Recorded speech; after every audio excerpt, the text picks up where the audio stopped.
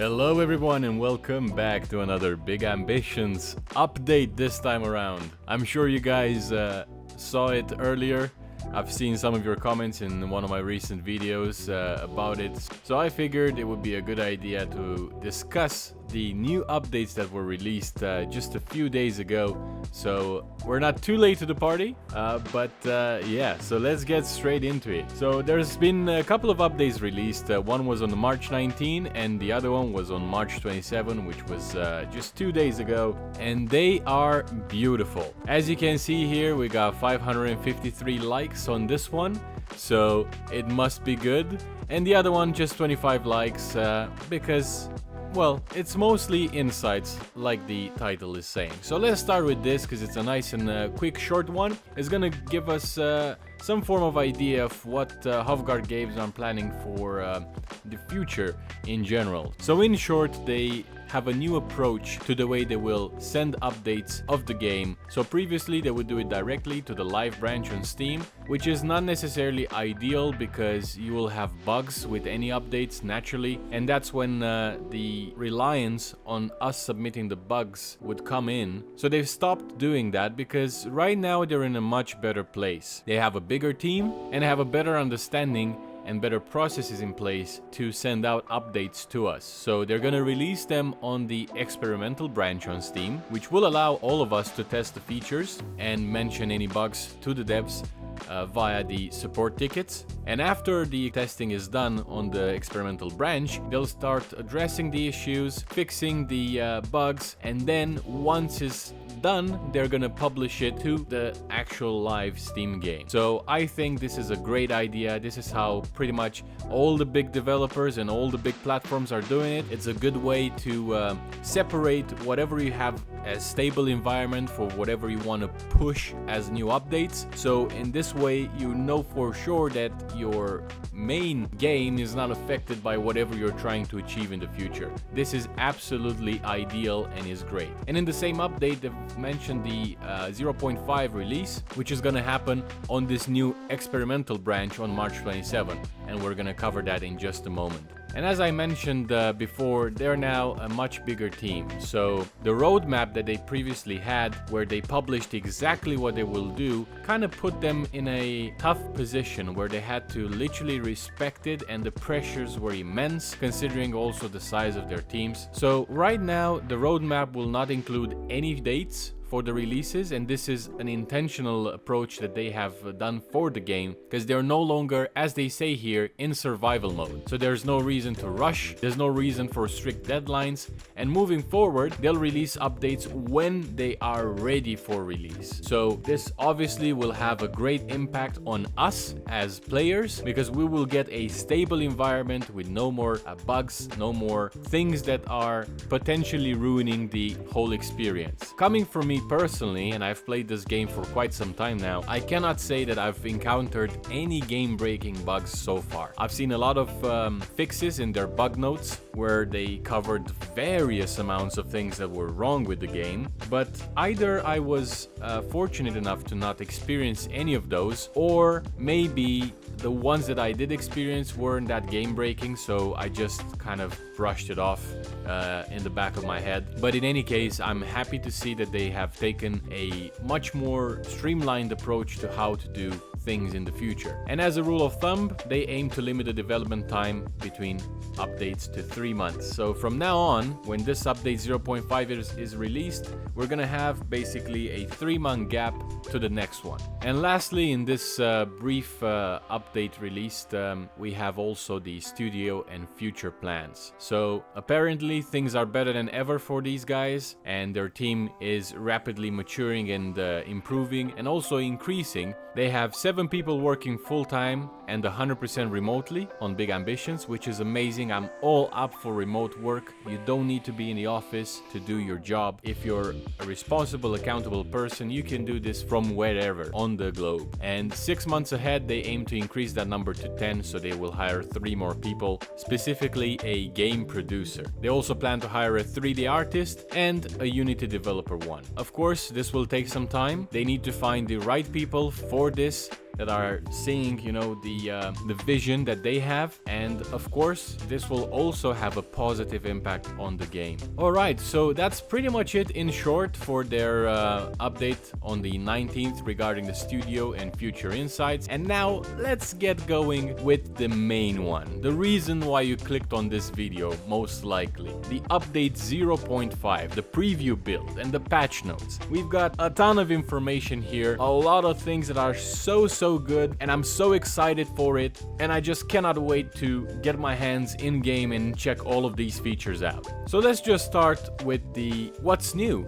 in Early Access 0.5, right? And if you watched my recent videos, I literally had a piece where I said that I cannot wait for Rivals to come in. It's gonna add a new flavor to the game, a little bit more excitement, and a way to kind of benchmark yourself and force yourself into getting new ideas and implementing new strategies to overcome the roadblocks that these guys will put for you. So basically, Rivals are gonna be AI driven, and they're gonna be 4 special ones, each dominating their own neighborhood. So these 4 rivals are listed right here. We got Ingrid, Jessica, Thierry, and Huang. Each one of them is assigned to one of the regions, one of the neighborhoods. And basically their job is to make your life a living hell. So they're gonna target you with product shortages. So you know how previously we had in the demand screen, sometimes there would be a surge in price, sometimes it would be a decrease, and that would pretty much have a direct impact to what prices you can put for your product. Sometimes you can charge way more,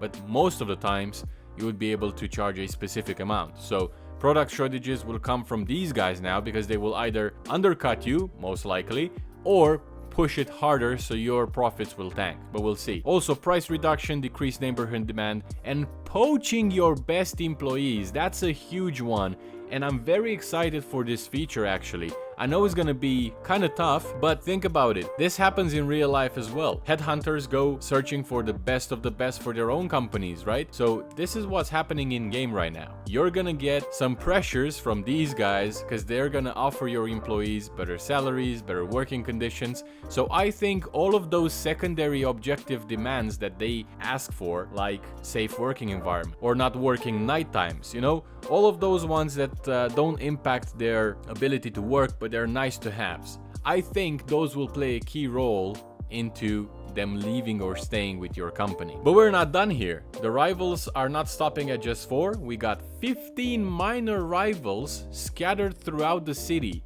and their job is also to steal your other employees from time to time. So if you don't give your employees a raise, which is a thing now, right? You're no longer stuck with whatever the game decides you to give them, right? You can give them raises, and I think you can also demote them maybe, because I think it should go both ways. But we'll check that out in a second. So if you don't give them raises and you don't do anything about their demands, then these minor rivals will most likely poach them as well. The headhunter, if you have one, will replace these employees who quit or get poached, but it will take now a few days to find a replacement. So it's no longer instant, it's no longer a smooth process, is actually adding more like real world scenarios. But there is a note here that retired employees are still replaced instantly. That's not on us. I mean, if they're of retirement age, it's not like they leave because they quit or they get poached. They leave because that's it. They've worked enough in their life, so they get to take now the retirement plans and sit back and relax. So the game does acknowledge that and replace them instantly. That's a good thing, I guess. And apart from rivals, we got other beautiful things. They've expanded the map. So we've got a new wholesaler store. We got a new appliance store. We got a skate park, which I'm really looking forward to checking it out. We got 4 new warehouse layouts, which is amazing because I know we don't really spend a lot of time in the warehouses per se, but just seeing new varieties also helps. And then we have a new above ground parking garage, which I'm not sure what's gonna mean for us necessarily. Like, how is it gonna affect us in any way, because you can always park in the street. But I guess if you're that kind of late in the game and you have a lot of money and you want to own every single vehicle for every single color in game, you might as well just put them all in one place so you can easily know where they are. but that's just an assumption from my end. And we have also some sad news. They balance the economy. I mean, sure, in theory this is a good thing, but once we go through it, you'll get what I mean exactly. Employee wages now go up with training, which is amazing. That's what should happen. It did happen in the past as well, but I think they tweaked it a bit more so it's more consistent with what skill percent they actually have. They also reduced maximum wages at 100% skill, so that's good. And then we have some base changes. So the cleaners now cost a lot more, so it more than doubled. Previously it was $5, now it's up to 12. Headhunter employees now went from 15 to 30. DJs from 15 to 20, hairdressers from 15 to 18, and then programmers and graphic designers went from 30 to 25. So that's a reduction there. The only kind of benefit for us as entrepreneurs, I guess. And here comes the kicker, is the business balancing. Now, electronic stores have proven to be the most powerful store in-game. You can make a ton of money with it. And in our hardcore series, this is what we kind of focused on because it's the only way that we could hit that secondary goal we've got. But now it seems that they have balanced it to have an overall decrease in sales. I'm not entirely sure what this translates into, but I'll make a video on this later on, as I usually do, and share with you the results. Another thing is for the clothing stores, they have been also decreased in the weekend sales a little bit, so it's a minor decrease. It's not something crazy, but overall it stays kind of the same. The hairdresser business also is experiencing now an overall decrease in sales. It's not all bad news. Now jewelry stores also added smartwatches to their product lists, so you can offer some variety, not only for the main product, but we can offer more. This is something that I've done in the past as well without even knowing this was a thing. So it's good to see it's implemented. And we also have some adjustments made to the fast food and fruit and vegetable stores where they have increased their prices or the package sizes for a boost in sales. So there have been some changes done to the general economy. Now the prices are a bit more dynamic. They're still based on the same factors as before, so employee skill level plus the class of the neighborhood. So Midtown can afford higher prices compared to garment districts, so that stays the same basically.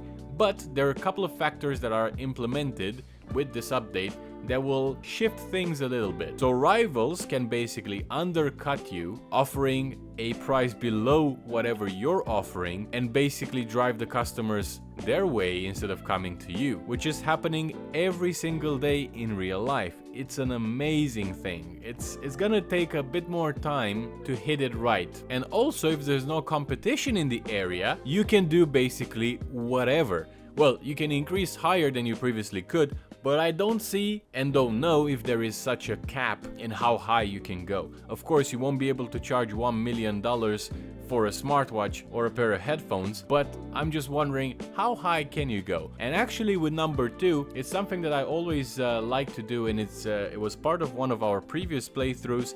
I tried to achieve Midtown domination.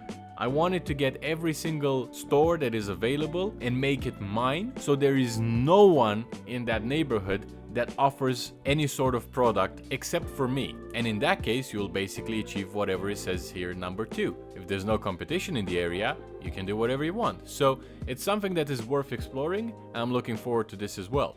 And of course, there isn't an update without a new business. So in this 0.5 early access one, they added bookstores. To me, this business is not that exciting, but I'm willing to give it a try and see what it can do, because you have 6 different types of books, and you can use either large or small bookshelves. So it's surely a new thing that is worth trialing. And now, as we go towards the end of this beautiful update, we've got a few more things. Regarding the employees, your HR manager can now upgrade insurance, which is lovely, and I believe this means you no longer need to call the hospital, sign up for a new agreement, wait 2 days. So I think there must be a box that you can tick that does it automatically for you, or it's already implemented and you have no control over it. They just do it. We'll have a look later on. The headhunter can now either search forever or be set to stop at a certain number, and I cannot thank them enough for this. There's been so many times where we were looking for either security guards or customer service managers or whatever, and the list kept going and going and going and going, and it never stopped, and I was like, oh my god, in the back of my mind, I was like, I wish there would be at least an alert or a trigger that I could push to just at least remind me that I need to stop this guy from searching for so many people. But now, this is a functionality in game, and I appreciate it very, very much. And last but not least, employees can get bonuses to boost their satisfaction. Another amazing thing they included in this game. So in real life, this happens as well. You get the bonus at the end of the year based on performance, and if you hit your targets, you're most likely gonna get it. I think this would play a key role, especially with the rivals. Because I think that the way it will work is that those 15 rivals that are looking to poach your employees are gonna target those ones that are not that satisfied. So if you can increase it by getting them a bit of a bonus and make them stay with you, of course is gonna play an important role into keeping your employees. And we have a few more updates for the UI. So as you can see, this is saying part 1, which makes me believe there's gonna be a part 2 soon. Mostly I would say these go under the quality of life sort of changes. So they've done a lot of changes to the menus and the UIs to make it better for us, either an improvement in contrast and visibility, mouse effects when you hover, sound and visual effects, optimized scaling. You get the idea. All good things, and all things that we very much appreciate. And as it says here, they will continue to be updated with early access 0.6 as well. We also have a casino update. Not that we've played that much in the casino area, but we have new casino patrons, new sounds and animation. Now there's a betting limit, which I think they had to add because of the obvious exploits that happened before. So I don't know if you know this, but I think with update 0.4, they removed the ability for you to save the game while you're inside the casino. Because what happened beforehand was that players would go into the casino with whatever amount of money, they would save the game before placing a bet, and if after betting they lost the money, they would just reload the game back to the point where they had the money and just keep going until they hit the jackpot, and they would save it and repeat for extra income. I mean, in my view, there's nothing wrong with that if that's kind of your style of playing, but it takes away from the main focus of this game and from the fun factor from it. That's of course just my opinion. So now they've removed the ability to save the game in the casino, but there was no betting limit. So if you had $15 million, you could bet all of them and basically go home with a bunch of money if you were lucky. But now the betting limit is set to 100,000, so I think it will make things a bit more fair. There's also an update for the casino bar furniture, also available for us to buy. So maybe new decorations for your house? And we got some new music as well, which is always nice to see. I really appreciate the sounds and the environment and the atmosphere this game is portraying, and I think from what I've seen and what I read, the music is still creator friendly. You won't get any copyright strikes on it. And last but not least, there is a mention here of how to get access to the preview or the experimental branch. And just a friendly reminder to all of you, the saves that you're doing within the experimental branch are not compatible with the full release. So whatever you're doing in there, it's not gonna matter. And basically to get access to it, you're just gonna go in the settings of your game, select your betas, and go to experimental. And that's gonna update the game so you can access it. And that's pretty much it. As always, they encourage all of you to submit bug reports, whatever you're saying they need to know. If they know it, they can fix it. If they don't know about it, there's no way for them to be as fast as they can fixing it. So our support is very important with this. And of course, they are available on Steam, Reddit, Big Ambitions Forum, and Discord. So you can get in touch with them via those channels as well. And after all of these talks about update 0.5, just yesterday they also released a few bug fixes. This is normal. I'm happy they got the chance to do it so quickly. Most of them are quality of life stuff, not really that game breaking, but they can be annoying. So for example, one of the bugs was that the end of day summary was frozen, so that got fixed. Also broken traffic intersection, which of course would be not ideal, especially when you need to go to point A to point B. They fixed also a couple of trees that were missing in the grass section. You weren't able to type decimals within the new input system, so that got also addressed, and a few other stuff that you can search for it yourselves in the Steam section for a further deep dive. But that's pretty much it for update 0.5. I hope you guys are as excited as I am, and we will definitely have a look into what all of this means in-game. As always, thank you so much for watching, for all of your support. I hope you enjoyed this video, and I'll see you in the next one.